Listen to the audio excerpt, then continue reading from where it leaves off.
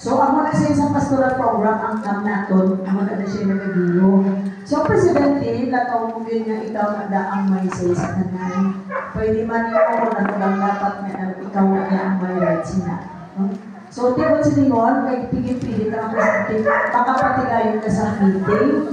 Kaya pwede ka mapatawag mga emergency meeting. Kung may mga desisyon, hindi as nakag-consultative, wala ka na desisyon, ikaw lang. Kaya hindi na mato-mato ka lang, luwas hindi ka na ang inyong mga opisyalis. Ha? Mana siya, hindi talaga maghiliba. Kaya ako kapilihan, nalagan ko, ako biglang. No. So, kung sinigor, ang Presidente nag-aporsi, nagalantaw siya sa pinagman na program ka, nag-aamit gid sa parokya. Kaya hindi man pwede na ang kamu kabalo sa program, ikaw Presidente lang kakabalo. Kapag reklamo sa imo mga kamalito pa, may amo tali sa program, may anong natin questionable pa para sa imo. Tipot si Lingon, ikaw hindi kabalo mag-gets kung ano ang napatigayon na programa.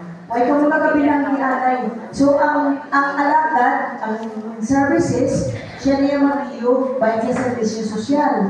Ang evangelization, hindi lang siya i-apoy siya about sa evangelization, no? Preparasyon, halimbawa, ang evangelization, kapag siya, dira ang mga pamatankon, ang mga manunudlo, ang manada, nakasunod dira, narada ang katukis, arada ang Bible Apostolate, so wala din na sinayang, no? Ang family and life, arada compose siya, mga components niya na.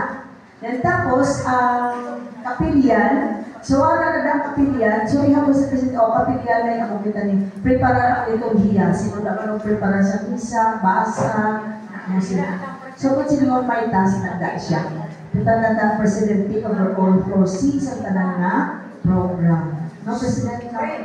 Sa kay Chinde. Sa question siya,